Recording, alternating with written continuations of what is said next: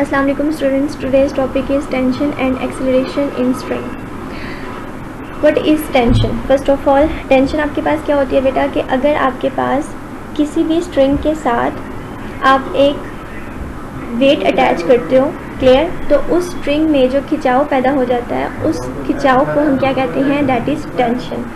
अभी क्यों खिंचाव पैदा होता है? आपके पास जो ब्लॉक है इसके ऊपर ग्रेविटी की फोर्स एक्ट करेगी जो कि उस ब्लॉक को नीचे की तरफ खींचेगी।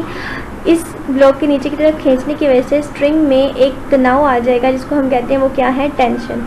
क्योंकि ग्रेविटी जो थी वो एक एक्शन थी जो कि ब्लॉक पे लग रहा था, उसके रिएक्शन के तौर पर स्ट्रिंग में क्या होगा? चूँकि ब्लॉक ने स्ट्रिंग को खींचा, इसकी वजह से स्ट्रिंग में जो है वो रिएक्शन होगा, दैट इज़ टेंशन प्रोड्यूस हो जाएगी उसके अंदर। और स्ट्रिंग और जो आपका ब्लॉक है दोनों इस जगह रेस्ट पर हैं, तो टेंशन और वेट दोनों एक दूसरे के क्या होंगी? इक्वल होंगी। क्लियर? सो टेंशन जो है वो आपके पास क्या है? एक फोर्स है जो कि किसकी वजह से प्रोड्यूस होती है? किसी भी खिंचाव की वजह से प्रोड्यूस होती है अगर स्ट्रिंग के साथ कोई मैच जो है वो अटैच किया जाए, और जबकि स्ट्रिंग का एक सिरा जो है वो अटैच हो किसी भी स्टैंड के साथ, यानी कि सॉलिड स्पॉट हो उसको, और दूसरा सिरा अटैच हो किसी भी वेट के साथ। क्लियर? अब आप लोग एक केस पढ़ेंगे यहाँ पर, vertical motion of two bodies attach to the end of a string that passes over a frictionless pulley. First of all आप देखो यहाँ पर कि एक पुली है, पुली जो है वो क्या होनी चाहिए? फ्रिक्शनलेस। फ्रिक्शनलेस का मतलब क्या है कि इसमें कोई भी रगड़ नहीं होनी चाहिए, स्मूथ होनी चाहिए। उसके बाद आप इसके ऊपर से एक स्ट्रिंग पास करवाते हो, क्लियर, और स्ट्रिंग जो है वो अनएक्सटेंसिबल होना चाहिए, यानी कि उसमें कोई भी लचक नहीं होनी चाहिए, यानी कि खिंचाव से उसकी लेंथ में कोई इंक्रीज नहीं आना चाहिए। अब आपके पास स्ट्रिंग के एक सिरे के साथ एक मैस अटैच्ड है जिसका नाम है बॉडी ए, और बॉडी ए के जो मैस है वो ज़्यादा है। दूसरे स्ट्रिंग के साथ एक मैस अटैच्ड है दैट इज़ बी, ए का मैस बी की निस्बत क्या है? ज़्यादा। अब चूँकि आपकी पुली जो है वो क्या है? फ्रिक्शनलेस है, तो जो आपके इस स्ट्रिंग में टेंशन होगी वो थ्रू आउट क्या होगी? सेम। मतलब स्ट्रिंग के इस हिस्से में जो टेंशन होगी वही टेंशन स्ट्रिंग के इस हिस्से में होगी। क्लियर? अब चूँकि ए का मैस ज़्यादा है इसलिए ए जो है वो नीचे की तरफ मूव करेगी। किस एक्सेलरेशन से? विद एक्सेलरेशन ए। उसी एक्सेलरेशन से बी जो है जो कि इसी स्ट्रिंग के साथ अटैच है और वो मूव करेगी अपवर्ड डायरेक्शन में विद एन एक्सेलरेशन ए। अब आपको पता है कि एक बॉडी जो है, अब हम देखना चाहते हैं कि इन बॉडीज़ पर कितनी फोर्सेस एक्ट कर रही हैं। फर्स्ट ऑफ ऑल हम लेते हैं बॉडी ए पे आपको नजर आ रहा है इस वक्त दो फोर्स एक्ट कर रही हैं। एक उसकी वेट की फोर्स दैट इज m1g, आप लोगों ने पढ़ा W=mg होता है। सो ये बॉडी 1 है, मैस 1 है, इसलिए हम इसको कहेंगे ये m1g है ग्रेविटी, और इसके ऑपोजिट फोर्स जो एक्ट कर रही है वो कौन सी फोर्स एक्ट कर रही है? टेंशन की। इसका मतलब है यहाँ पे इस पर दो फोर्स लग रही हैं, एक वेट की फोर्स और एक धागे में जो टेंशन है उसकी force. So there are two forces, लेकिन आप नोट करो कि जो आपके पास वेट की फोर्स है वो ज़्यादा होगी बनिस्बत टेंशन के। क्यों? क्योंकि जो ए का मैस है वो ज़्यादा है। सो आपने जब इनका सम निकालना, नेट फोर्स निकालनी है, तो आप क्या करोगे? दोनों फोर्सेस को ऐड अप करोगे। ये माइनस साइन यहाँ पे क्यों आया? क्योंकि डायरेक्शन क्या है फोर्सेस की? ऑपोजिट डायरेक्शन होने की वजह से यहाँ पे प्लस की बजाय टेंशन के साथ क्या आ गया है? Minus sign. और ये आपके पास क्या है? नेट फोर्स जो कि बॉडी ए पर लग रही है वो आपके पास किसके इक्वल होगी? m1 माइनस जी। m1 यानी कि ए की फोर्स होगी ग्रेविटी और दूसरी फोर्स टेंशन की। ये ए पर लगने वाली इस वक्त टोटल फोर्स है। उसके बाद आपके पास हमें देखना है कि न्यूटन की लॉ के अकॉर्डिंग आपको पता है फोर्स जो होती है वो किसकी इक्वल होती है? F=ma की इक्वल होती है। क्योंकि ये बॉडी 1 पर लग रही थी इसलिए हम कहेंगे जो नेट फोर्स है वो किसकी इक्वल होगी? m1a। और आपके पास ये पूरी इक्वेशन जो कि ए पर बॉडी पे फोर्सेस लग रही है वो क्या है? m1g minus t m1a।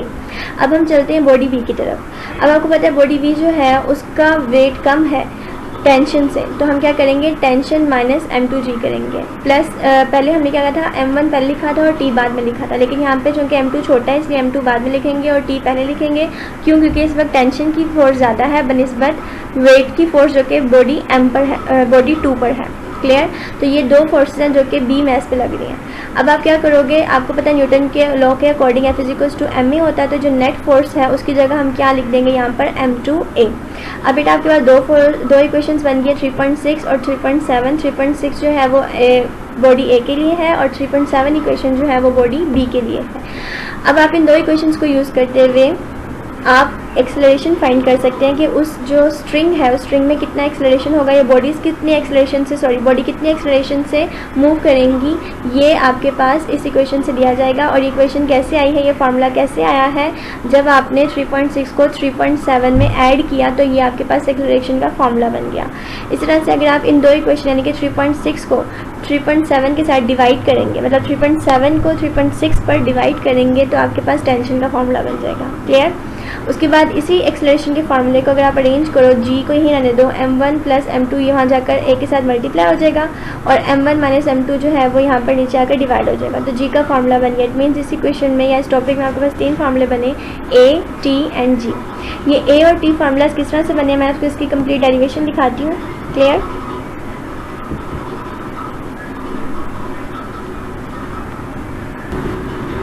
आपके पास क्या है, मैंने कहा था कि आपके पास दो इक्वेशंस है 3.6 और 3.7। 3.6 is for mass A and 3.7 is for mass B। Now add this both equations. Add करने के लिए आपको पता है इक्वेशंस का क्या रूल होता है, आप लेफ्ट हैंड साइड को लेफ्ट हैंड साइड में ऐड करते हो और राइट हैंड साइड को राइट हैंड साइड में ऐड करते हो। m1g minus T as it is, और इसी की राइट हैंड साइड की इक्वेशन 2 की t1 माइनस m2g, ये आपने इसमें ऐड कर दी। इस तरह से राइट हैंड साइड क्या है, m1a और m2a, इन दोनों को भी आपने ऐड कर दिया। अब आपको नज़र आ रहा है, ये ब्रैकेट ओपन करेंगे तो ये माइनस टी है, ये प्लस टी है, प्लस टी माइनस टी से कैंसिल हो जाएगा और ये जो माइनस m2g है हमने यहाँ पे इसके करीब लिख दिया, अरेंजमेंट कर थोड़ी सी। अब इन दोनों में क्या कॉमन है, g बाहर आ जाएगा, m1 minus m2 as it is आ जाएगा। अब इस राइट साइड पे देखिए इन दोनों में क्या कॉमन है, a बाहर आ गया, m1 plus m2 as it is रह गया। अब आपके पास क्या है, यहाँ पे ये g m1 माइनस m2 और यहाँ पे क्या m1 plus m2 into a।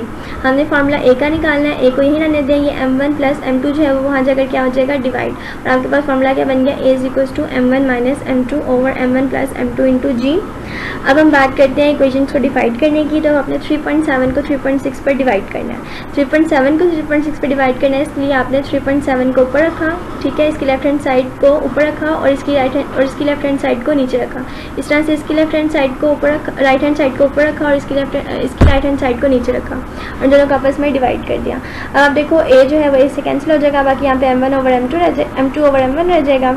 ये जो चीज़ है यहाँ पर इधर आकर क्या हो जाएगी, मल्टीप्लाई हो जाएगी। जब आप m2 को m1g से मल्टीप्लाई करोगे तो क्या आ जाएगा, m2 इंटू m1g। m2 को t से भी मल्टीप्लाई करेंगे, m2t। ये जो m1 यहाँ पे नीचे पड़ा हुआ है वहाँ जाकर क्या हो जाएगा, मल्टीप्लाई। अभी मल्टीप्लाई होगा, इन दोनों के साथ होगा m1 इंटू टी और माइनस दरमियान में as it is m1 m2 into g, ये इसके साथ मल्टीप्लाई होकर ये बन गया। अब आप लोगों ने क्या करना है, टेंशन वाली जो टर्म्स हैं उनको एक साइड पे कर लें और जो विदाउट टेंशन वाली टर्म्स हैं उनको एक साइड पे कर लें। ये यहाँ पर माइनस हो रहा था वहाँ जाकर प्लस हो जाएगा और यहाँ पे माइनस हो रही थी टर्म यहाँ जाकर क्या हो जाएगी, प्लस। इन दोनों में t कॉमन है, t बाहर आ गया, बाकी रह गया अंदर m1 प्लस m2। यहाँ पे क्या कॉमन है, इन दोनों में सभी कॉमन है, इसमें भी m1 m2g है, इसमें भी m1 m2g है, तो ये दोनों एक जैसे टर्म्स हैं, प्लस होकर क्या बन जाएंगी, 2m1 m2g। t के साथ जो टर्म है यहाँ पर मल्टीप्लाई और यहाँ जाकर डिवाइड हो जाएगी, तो ये t के लिए हमारे पास फार्मूला बन गया। क्लियर? सो आपके पास ये बन गई हैं टेंशन की इक्वेशन और एक्सेलरेशन की इक्वेशन और g की वैल्यू की इक्वेशन आपने देख ली थी। नाउ अब आप इससे रिलेटेड एक न्यूमेरिकल देख लें। आपने जो है न्यूमेरिकल में उसने आपको कहा है 3.4 न्यूमेरिकल है, उसने आपको दो मैसेज दिए हुए हैं। एक मैथ दिया हुआ है 5.2 kg का, एक मैथ दिया हुआ है 4.8 kg का। अब मैंने आपको कहा था कि आपने पढ़ा टॉपिक में कि 5.2 जो कि ज़्यादा है, 4.8 उसकी निस्बत कम है, तो जो ज़्यादा मैथ होता है उसका m1 नाम था देंगे आप, और 4.2 जो है वो कम है, सॉरी 4.8 जो है वो कम है, इसलिए इसको m2 का नाम देंगे एज टॉपिक। अब आपके पास एक्सेलरेशन फाइंड करना है आपने। इसमें एक्सेलरेशन का फार्मूला आपको पता है जो कि आपने अभी ड्राइव किया, वो क्या है, m1 minus m2 over m1 plus m2 into g. इनमें वैल्यूज पुट करेंगे, इनको सॉल्व आउट करेंगे, आपके पास आंसर आ गया 0.4। इस तरह से टेंशन का जो है फार्मूला लिखेंगे जो कि आपके पास दिया गया है। टेंशन के फार्मूले में टेंशन की जितनी भी वैल्यू है m1 की, m2 की और g की, वो पुट करेंगे, सॉल्व आउट करेंगे और टेंशन का आंसर आ जाएगा। क्लियर? अब आपके पास अगला टॉपिक है motion of two bodies attach to the ends of a string that passes over the frictionless pulley such that one body moves vertical and the other moves on a smooth horizontal surface. बेटा इस topic को समझने के लिए इसकी पहले आप देखेंगे क्या अरेंजमेंट है इसकी। आपको नज़र आ रहा है यहाँ पर दो बॉडीज़ हैं, जैसे पहले थी दो बॉडीज़। ये आपके पास पुली है, पुली के ऊपर से एक स्ट्रिंग जो है वो पास हो रहा है। इस बार भी स्ट्रिंग आपके पास इनएक्सटेंसिबल है, पुली जो है वो फ्रिक्शनलेस है। ए जो है उसका मैथ जो है वो आपको दिया गया है, बी जो है उसका आपको मैथ दिया गया है। अब आपके पास यहाँ पे ये केस नहीं है कि एक का मैथ ज़्यादा है और दूसरी का मैथ कम है, दोनों बॉडीज़ का जो मैथ है वो क्या है, इक्वल है। अब ड्यू टू ग्रेविटी ए पर एक फोर्स लगेगी जो कि ज़मीन उसको नीचे की तरफ खींचेगी, that is force of weight. Weight की वजह से बॉडी ए नीचे की तरफ मूव करेगी, क्योंकि बॉडी ए जो है वो स्ट्रिंग के थ्रू बॉडी बी से अटैच है, इसलिए बॉडी बी जो है वो किस तरफ मूव करेगी, आगे की तरफ मूव करेगी। आप देख रहे हैं कि बॉडी ए की जो मूवमेंट है वो वर्टिकल है और बॉडी बी की जो मूवमेंट है वो हॉरिजॉन्टल है। जैसे हमने पिछले केस में किया था टॉपिक में कि हमने ए पे लगने वाले तमाम फोर्सेस को फाइंड आउट किया था, बी पे लगने वाले तमाम फोर्स को फाइंड आउट किया था, इस तरह से हम इसमें भी करेंगे। आपको यहाँ पे नज़र आ रहा है कि जो बॉडी ए है उस पर दो फोर्सेस लग रही हैं, एक वेट की फोर्स लग रही है और एक टेंशन की। हमने इन दोनों को ऐड करना है, क्योंकि टेंशन जो है वो वेट के ऑपोजिट है, इसलिए टेंशन के साथ माइनस साइन आ जाएगा। और जो नेट फोर्स होती है मैंने आपको बताया था F = ma के अकॉर्डिंग m1a हो जाएगी। और ये आपके पास फार्मूला इक्वेशन बन गई है फॉर बॉडी ए। अब हम देखेंगे बॉडी बी पर कितनी फोर्सेस लग रही हैं। ये चेंज है, थोड़ा सा केस थोड़ा सा चेंज है। किस तरह से चेंज है आपको यहाँ पर नजर आ रहा है। बॉडी बी पर यहाँ पर 3 फोर्सेस लग रही हैं। कौन सी? एक तो सिंपल आपको पता है कि वेट की फोर्स होती है डाउनवर्ड। आपको पता है कि जब वेट की फोर्स लगती है तो जो सरफेस होती है वो भी फोर्स एक लगाती है, that is reaction force in the upward direction. Clear? जो बॉडी है उसने टेबल पे फोर्स लगाई डाउनवर्ड, टेबल ने बॉडी पे फोर्स लगाई upward, that is reaction force. तीसरी जो फोर्स यहाँ पे लग रही है वो स्ट्रिंग की वजह से टेंशन की फोर्स लग रही है। अब बेटा चूँकि बॉडी जो है ये इस वक्त रेस्ट कंडीशन में होती हैं तो आपकी जो रिएक्शन की फोर्स है और जो वेट की फोर्स है वो इक्वल होने की वजह से और ऑपोजिट होने की वजह से दूसरे को कैंसिल आउट कर देंगी और जो एक फोर्स बच जाएगी जिसकी वजह से आगे की तरफ मूव कर रही है उस फोर्स में जो है वो क्या है, टेंशन की फोर्स हो जाएगी। क्लियर? अब आपके पास यहाँ पर वर्टिकल फोर्सेस कैंसिल हो गई, जो बची फोर्स वो कौन सी बची? हॉरिजॉन्टल फोर्स बची। उसके लिए इक्वेशन कैसे बनेगी आपके पास? बेसिकली हॉरिजॉन्टल फोर्स क्या है? सिर्फ T है और नेट फोर्स क्या होती है? m2a। ये बन गई आपके पास इक्वेशन फॉर बॉडी B। अब आप क्या करोगे? इन दो इक्वेशंस को इस्तेमाल करते हुए आप एक्सेलरेशन और टेंशन के निकालेंगे। आपके पास ये थी बॉडी ए पे लगने वाली फोर्सेस, ये हैं बॉडी बी पे लगने वाली फोर्सेस के लिए इक्वेशन। अब आपने इन दोनों इक्वेशंस को ऐड करना है एज इट इज तरह से लेफ्ट हैंड साइड में ऐड हो जाएगी, राइट हैंड साइड में ऐड हो जाएगी। Clear? Plus minus minus tension से cancel, m1g as it is. अब आपके पास a जो है इन दोनों में से कॉमन आ जाएगा, m1 + m2a के साथ मल्टीप्लाई और वहाँ जाकर डिवाइड हो जाएगा और इक्वेशन एक्सेलरेशन के लिए क्या बनेगी? a = m1/m1 + m2 × g। इस a की जो वैल्यू आपने निकाली है अभी, आप इसको पुट करोगे 3.11 इक्वेशन में। आपके पास 3.11 इक्वेशन क्या है? t = m2a as it is. a की वैल्यू जो आपने ये ली है यहाँ पे पुट कर देंगे, यहाँ पुट करेंगे तो m2 सिंपली m1 से मल्टीप्लाई हो जाएगा और ये टेंशन के लिए इक्वेशन आपकी बन गई है। क्लियर?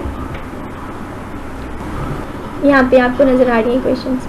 ठीक है, अब उस केस से रिलेटेड आपने न्यूमेरिकल देखा था, इस केस से रिलेटेड भी आप एक न्यूमेरिकल देखें। इसमें भी आपके पास 2 मैसेज दिए हुए हैं, 4 kg और 6 kg।